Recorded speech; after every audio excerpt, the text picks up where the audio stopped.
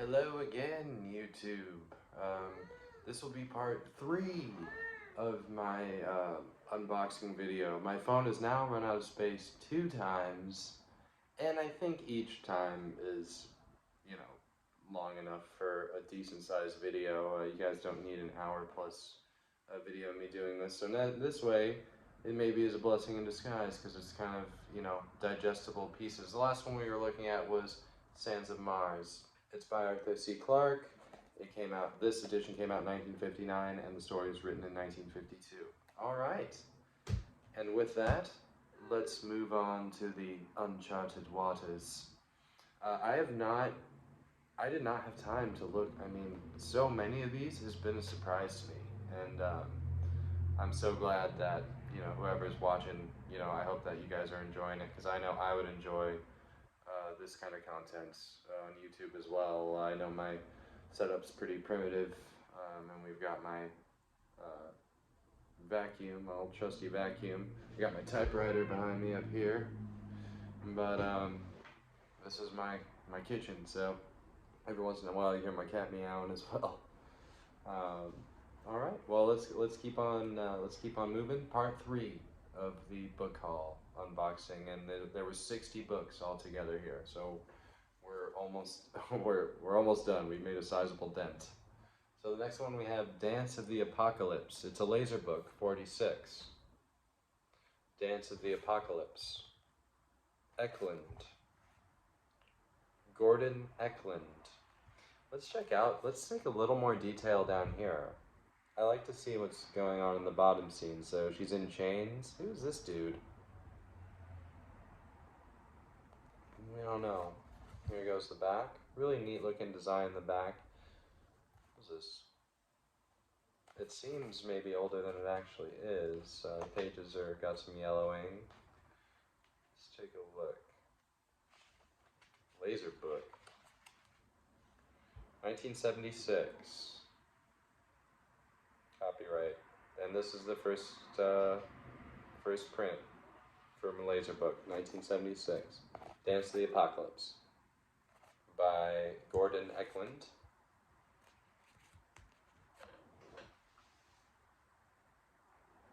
We've got The Dawning Light by Robert Silverberg and Randall Garrett, and they're writing as Robert Randall.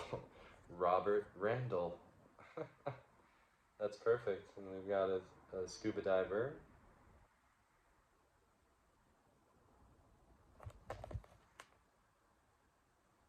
The Dawning Light.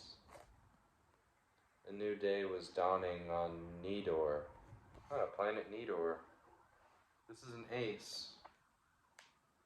This must be an 80s. No. Well, the material was originally an astounding science fiction, like so much great sci-fi. And this ace printing was 1982.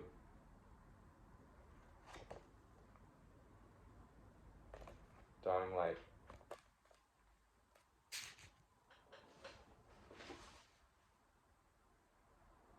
The ESP Worm by Robert Margoff and Piers Anthony. The ESP Worm. Does ESP have something to do with sound? I know, like, Miles Davis has a song, I think, called ESP. We've got a prodigal worm, and we've got a cosmic hustler. And we've got the most sensual woman on Earth. It completes the star-crossed triangle in one of the wildest, wickedest romps in the annals of science fiction. We got a little nebula here. How cool. How cool. The ESP Worm. 1970. This is the first printing. Paperback library.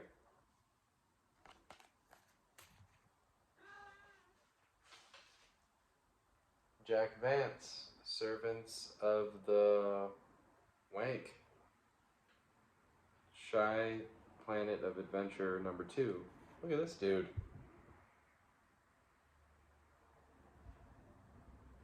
Jack Vance, it's a DAW book. Shy 2.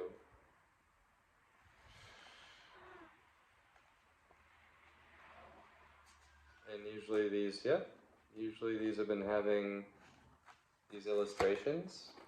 Here's an illustration. Servants of the Wank, 1969, and this is copyright 1969, and this is from 1979, the first DAW printing. So a lot of these DAWs I think came out in the 70s, it looks like. It's like an alien with a weird reptilian frog, like something jacked frog creature. Some weird, maybe Metropolis in the back. How cool. These covers have been really I've been taken aback by so many of them. Ben Bova, Voyagers 2, The Alien Within. Voyagers 2, maybe there's a Voyagers 1.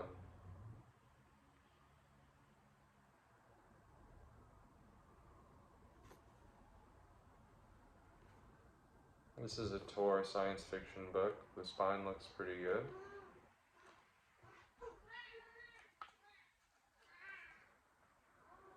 I'm trying to take a look in the front. Copyright 1986.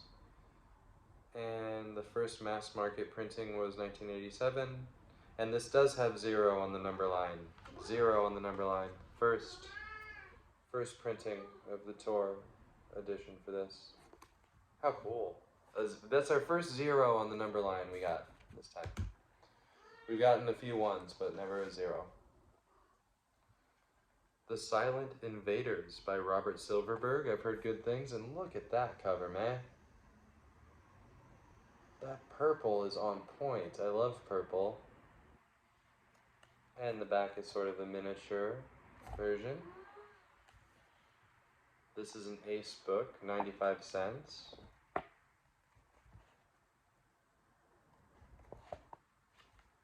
The Silent Invaders. Copyright 1963, and this was from 1973, the second Ace printing. Silent Invaders. What's this? What's this? Robert Silverberg again. Voyagers in Time.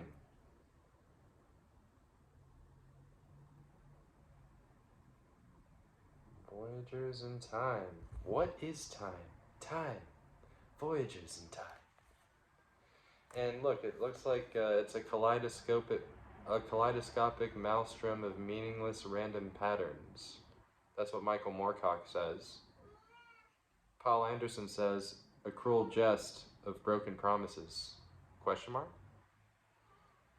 Alfred Bester says, or is it just a big bowl of spaghetti? Question mark. Whoa, okay. Tempo Books, Robert Silverberg. 12 stunning and brilliantly original stories. Yeah. Oh. Robert Silverberg presents. Okay, sorry. So we've got William Tenn, Larry Niven, Michael Moorcock, Paul Anderson, Alfred Bester, Lester Del Rey. Whoa, this is cool. So this is a collection of stories. Alright then. 1967.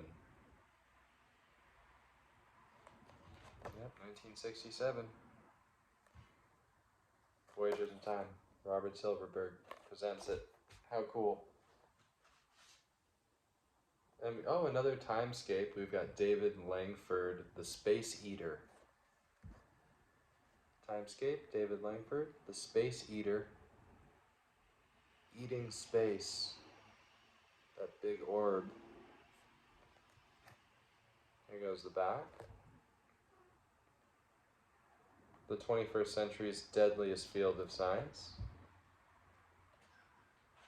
Let's take a look. It's a pocket book. This has 1 on the number line, 1983. Sweet.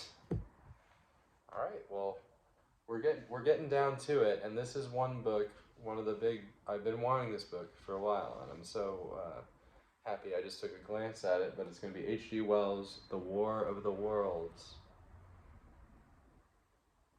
War of the Worlds. I have the musical adaptation of this. I believe it's by Jeff Wayne. and I have the record for that, and so I'm familiar with the story from that, and I've heard there's hearsay about the story being on the radio, and people thought it was real, and I've been very interested in the story for a long time, and I cannot wait to like dive in and read it. The War of the Worlds, they came from outer space, Mars to be exact. With deadly heat rays and giant fighting machines, they want to conquer Earth and keep humans as their slaves.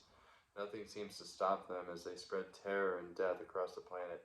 It is the start of the most important war in Earth's history, and Earth will never be the same. War of the World is complete and unabridged. H.G. Wells.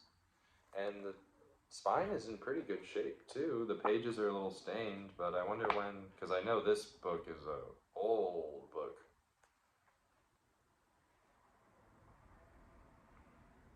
(1987). When was it originally written? It's a pretty old story, isn't it?